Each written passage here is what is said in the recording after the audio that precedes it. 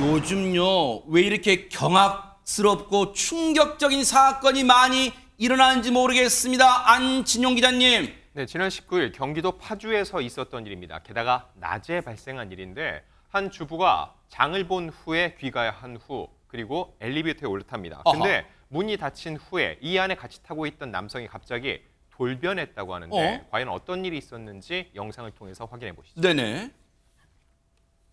자, 한 여성이 엘리베이터 타고요. 가방을 맨 남성이 저렇게 뒤따라 탑니다. 네. 그런데 엘리베이터 문이 탁 닫히자 이 남성 갑자기 저렇게 돌변을 합니다. 가방에서 지금 둔기를 꺼내서 여성을 향해 마구 휘두르는데 어머 세상에. 이 여성 손으로 막아보지만 남성은 계속해서 둔기와 손으로 폭행을 이어갑니다. 자, 잠시 후에 저렇게 엘리베이터 문이 열렸는데 네. 이 틈을 타 여성이 도망치려고 하자 지금 보시는 것처럼 저 남성은 여성의 팔을 붙잡으면서 끝까지 쫓아갑니다. 어머나 세상에. 지금 보세요. 마치 기다렸다는 듯이 엘리베이터 내부 CCTV를 보니까 김묘성 기자님 기다렸다는 듯이 돌아서서 지금 마구 폭행을 가했어요. 세상에 너무 끔찍합니다 진짜. 네, 정말로 끔찍합니다. 이 남성이 엘리베이터 버튼을 누르는 듯 구석에서 그냥 가만히 서 있던 상황이었는데 그런데 문이 닫히자마자 갑자기 돌변을 한 겁니다. 가방에서 둔기를 꺼내서 여성에게 마구 휘두른 것인데요. 어머나. 가까스로 탈출한 어머나, 피해자 세상에. 40대 여성이었습니다. 어머. 경찰에 가까스로 신고를 했고 출동한 경찰은 현장에서 20대 남성을 검거했습니다. 허허. 피해 여성은 무차별적인 폭행으로 인해서 머리와 팔을 다쳤습니다. 어머나, 하지만 세상에. 천만다행으로 생명에는 지장이 없는 것으로 전해지고 있습니다. 머리와 팔에 심각한 정말로 말로 표현할 수 없을 정도예요. 지금 보세요.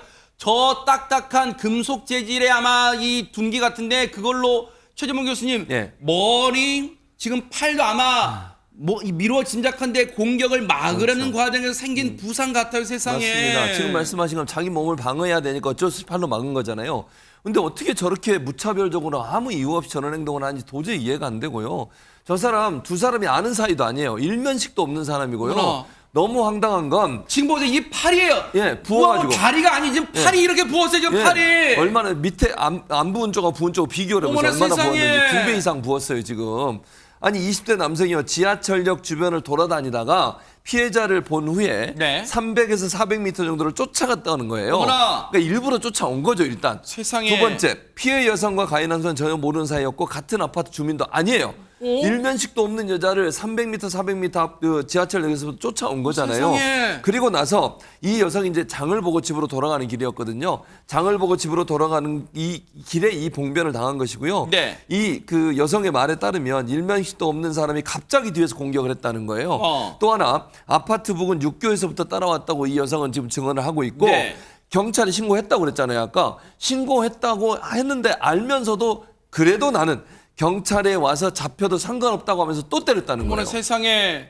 아니 근데 보세요. 안진용 기자님 저 인간이요.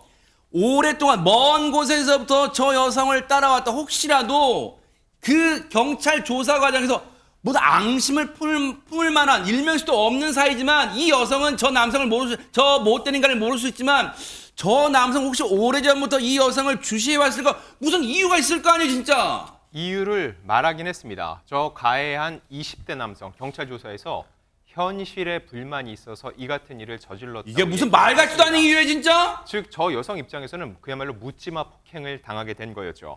경찰은 이 20대 남성을 살인 미수 혐의로 구속을 했고 정확한 범행 동기를 파악하기 위해서 남성의 휴대전화 그리고 아파트 주변 CCTV 등을 분석하고 있는데 미리 둔기를 챙겨갔다는 건 흉기를 준비를 했다는 거기 때문에 정말 중한 처벌이 필요할 것으로 보입니다. 아니 근데 최명기 원장님 사실 이번 사건은 저 피해 여성 말고도 그 어떤 누구도 피해자가 될 수 있었던 그런 사건이 사실 무차별 공격이랑 마찬가지잖아요 진짜. 네, 그래서 이 사회 불만이 있어서 그랬다는데 이제 두 가지 가능성이 있어요.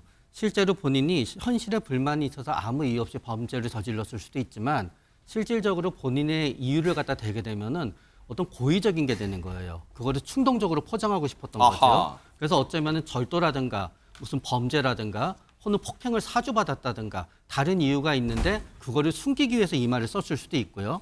순수하게 이 말을 갖다 받아들이다 하더라도 대부분의 사람은 이렇지 않거든요. 그때는 개인적으로 굉장히 극한에 몰렸다든가 아하. 아니면 심한 우울증이 있다든가 해서 본인의 분노를 이런 식으로 표현하지 않으면 안 되었을 사정이 안 되었을 어떤 마음의 상태였을 수도 있지만 우리는 이 말이 거짓이라는 것도 충분히 의심해봐야 됩니다. 그러니까요. 지금 보세요. 요즘은 사건이 저런 경악스러운 사건이 심야에만 일어난다? 그게 아니에요. 지금 때와 장소, 시간을 가리지 않고 저런 무차별적인 흉악한 사건이 일어나요. 세상에 마음 놓고 다닐 수 있는 안전한 사회 지금 점점 멀어지는 건가요? 진짜 저런 사람은 법이 살아있다는, 정말 중형을 내려서 법이 살아있다는 걸 보여주기를 진짜 기대해 보도록 하겠습니다.